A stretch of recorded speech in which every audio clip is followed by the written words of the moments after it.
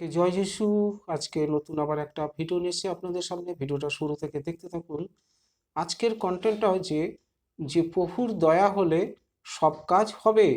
মানে প্রভু যিশু যদি আমাদের প্রতি দয়া করে তাহলে আমরা সব কাজে জয়ী হব।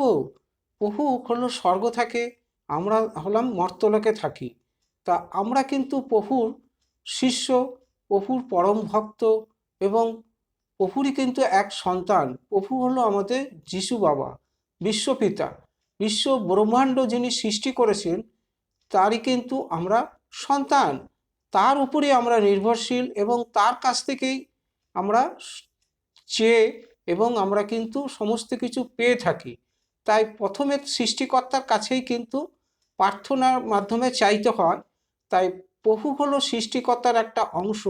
আমরা তার কাছেই কিন্তু আমরা সব কিছু দাবি দাওয়া চাওয়া পাওয়ার তার কাছেই প্রার্থনা মারফত চাইতে থাকি এবং পেয়েও যাই। প্রভু আমাদের সব কিছু জুটিয়ে দেয়, কারণ জানে তো যে আমরা গরিবের সন্তান, গরিবের ঘরে জন্মেছি। মাটির ঘরে, খড়ের ছাউনি দেওয়া ঘরে বাবা মা খুব কষ্ট করে আমাদের লালন পালন করে বড় করছে। আমাদের এটা নেই, সেটা নেই, ওইটা নেই। তাই প্রভু বাক্য বচনের মাধ্যমে সব বুঝিয়ে দিয়েছে যে তোমরা খালি ঈশ্বরের রাজ্যে খুঁজে বেড়াও এবং সুসমাচার প্রচারকের কাজ করো, তাহলেই তোমাদের সমস্ত দ্রব্য সব কিছু আমি জুটিয়ে দেবো। তা প্রভুর বাক্য বচন কখনো উল্লঙ্ঘন হয় না।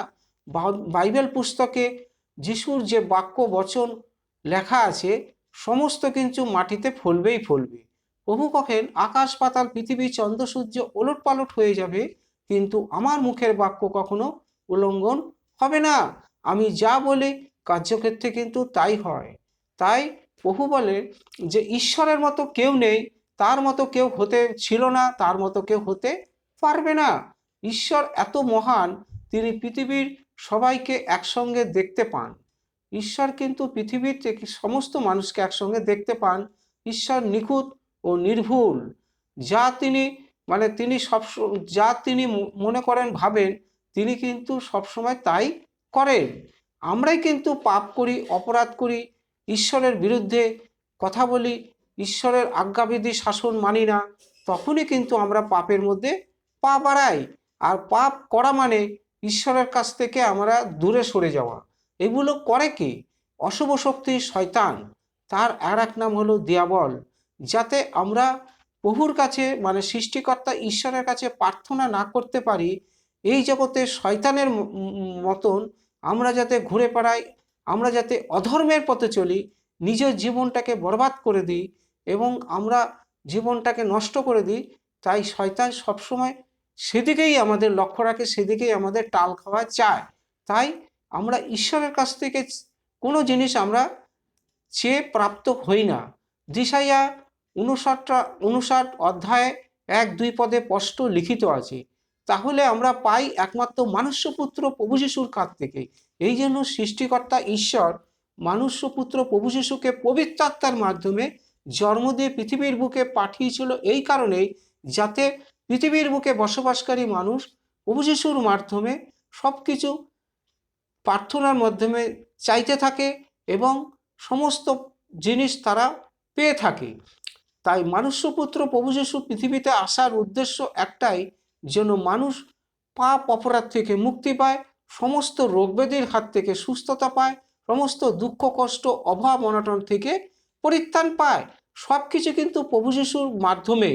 তাই আমরা কিন্তু সরাসরি ঈশ্বরের কাছে পৌঁছাতে পারি না। এই জন্যই প্রভু যিশুকে পৃথিবীর বুকে পাঠিয়েছিল, যাতে পৃথিবীর মানুষ প্রভু যিশুকে জানতে পারে, বুঝতে পারে এবং মানুষ্যপুত্র প্রভু যিশুর হাত ধরে পরিত্রাণ প্রাপ্ত হয় এবং অনন্ত জীবন লাভ করে। হালেলুয়া। তাহলে আজকের কন্টেন্টটা এই যে প্রভু যিশুর কাছে যে যা চাইবে সে তাই পাবে। শুধু তার উপরে বিশ্বাস, ভরসা, ভক্তি শ্রদ্ধা রেখে খালি প্রার্থনা করো এবং অবিশ্বাস যেন মনের মধ্যে কখনো না আসে। ভক্তিতে তুমি ভরপুর হও।